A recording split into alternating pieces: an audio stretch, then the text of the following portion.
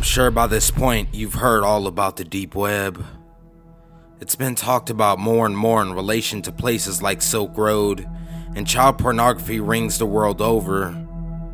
I've even heard about a website where people were able to buy and sell children. Despite all of these dark secrets lurking in the recesses of the internet, nothing could have prepared me for MartyrNet. If you were to ask me where I first heard about it, I could not even give a coherent answer. It's like bits and pieces. Its existence started reaching me over the years. Even from the fragments of knowledge I had about it, I could tell it was a place that I was not even remotely fucked up enough to venture into. Unfortunately, I wound up falling for a girl who was fated to lead me right down the rabbit hole. Her name was Amanda, and we were taking Statistics 120 together every Thursday night. I'm normally really bad at approaching girls, but when she introduced herself as a Sedona native, I jumped at the chance to make fun of the vortex that so many Sedonians believe in. "So how many aliens have you seen?" I asked. A few other people around the class looked at me like I was stupid, but I could tell that Amanda got it. She just smiled back at me and said, "3 actually." After sitting together through a few more classes, we finally decided to hang out outside school. She invited me back to her place, and we smoked some weed and listened to some folky Pandora stations. It wasn't until a few shots of tequila got thrown into the mix that things started to heat up. I had just gotten her top off when she suddenly looked at me weird, like she had just remembered something. I shouldn't," she said quietly. I think you really like me." "What gave you that idea?" It would just be meaningless for me," she said. That hurt, honestly. As down as I am for meaningless sex, I was a little too enamored by her to just let something like that bounce off me. I don't know if it was just the situation or the added shots of tequila and pot, but I was at loss for words.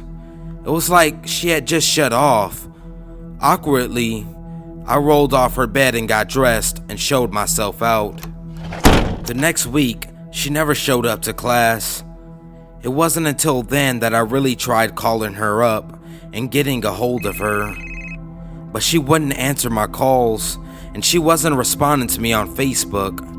After another week went by, I got desperate and drove out to her apartment. The front door was unlocked, but no one was inside. I was on the verge of calling the police, but I figured maybe I should look around a little more. Shamelessly, I opened up her laptop and looked around. That was where I found the torrent download for the program MartyrNet. She had already installed it and had a window minimized. When I clicked the shortcut, it brought up a chat log between her and a few other users in a private conversation. They had been talking about prices. Apparently the 3 other users had agreed to pay her $20,000 for something.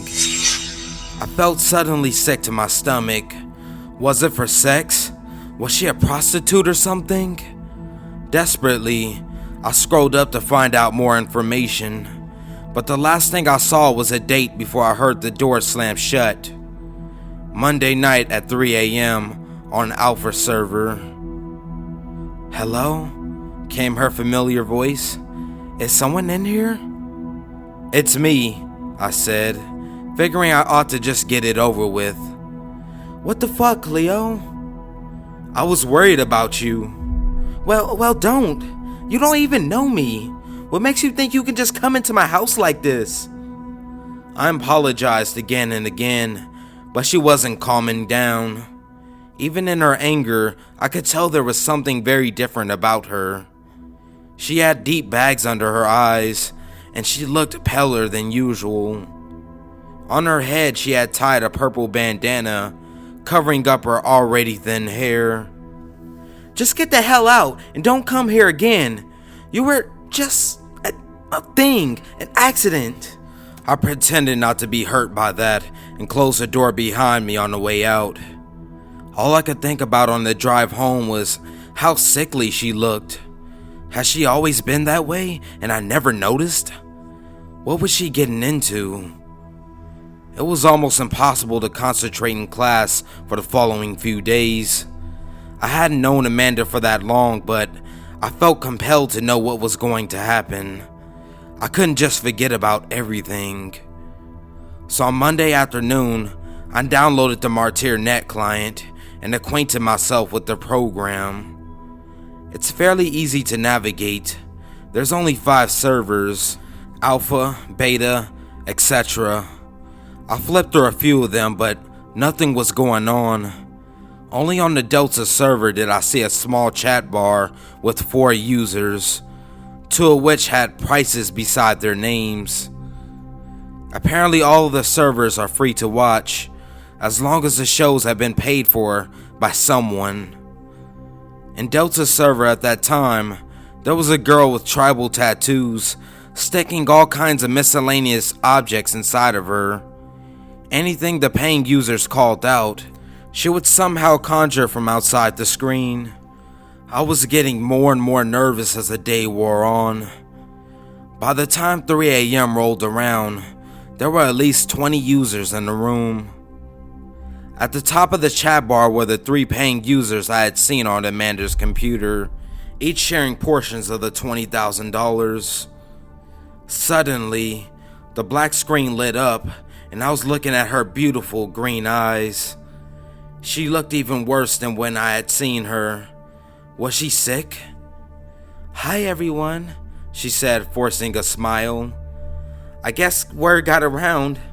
I haven't seen a server this full since that one girl painted a portrait of herself naked, using her own shit as a medium."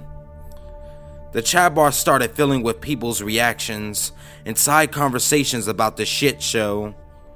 Amanda just sat motionless, reading what they all had to say. So far, I was relieved to see that she wasn't naked, although she wasn't fully dressed either. She was wearing the same turquoise panties and bra that I had seen the last night I was with her. Even though she was emaciated, she still looked beautiful in a haunting kind of way. "I guess there's not much more to say." Her voice sounded restricted, like it kept getting caught in her throat. "Thank you guys for offering me so much. My family really needs it after all the medical bills they've had to pay because of me. They'll be confused at first, but it will all work out somehow." In the chat bar, a few people were placing bets on something. It was apparently something they knew about the show that I didn't, because they kept making bets on random numbers. "I'll bet you $50 she can't make it past 3, said one user. "Look how sick she is. She won't go beyond 2. And on the betting went. I saw Amanda's eyes rove over the conversation, and her face turned a paler kind of green color. She tried to smile, but all she managed was to make her lip tremble. She was absolutely shaking, and so was I. What was I about to see? "Okay," she croaked. She was crying now. A single tear welled up on the corner of her eye and ran down her cheek, and she waved to the monitor after wiping her nose. Okay, she said again. Now her face was red, soaked in the tears that kept coming. "Enjoy the show." And she rolled back in her chair, further from the monitor. Suddenly, I could see something silver in her hands. It was a kitchen knife. An absurdly large kitchen knife with a wooden handle. She took it into both of her hands and raised it with the tip pointed at her abdomen. And she thrust with a little grunt. She drove the knife into her abdomen, and when she removed it, the blood ran so thick it looked like it was an inky black. I thought the screen had gone blurry at first, but then I realized I was crying just as hard as she was. Yet, she kept going. Everyone lost the bet. By the time her arm went limp and the knife had fallen to the floor, she had thrust it into her stomach 10 times. $20,000 for that? Said one user. Some guy just had the most extreme climax of his life. I just sat there, numb, staring at her bleeding body, wondering if I should call the cops or an ambulance or something. But there was another feeling, one I couldn't as easily recognize within me. I had just watched someone die, right in front of my eyes. Though the tears kept coming, I couldn't help but feel suddenly very alive. Sick, but alive. I waited a respectful 10 minutes or so before wiping my eyes dry. Everything felt so numb and tingly and fucking alive. So I flipped over to the beta server to see what else was on.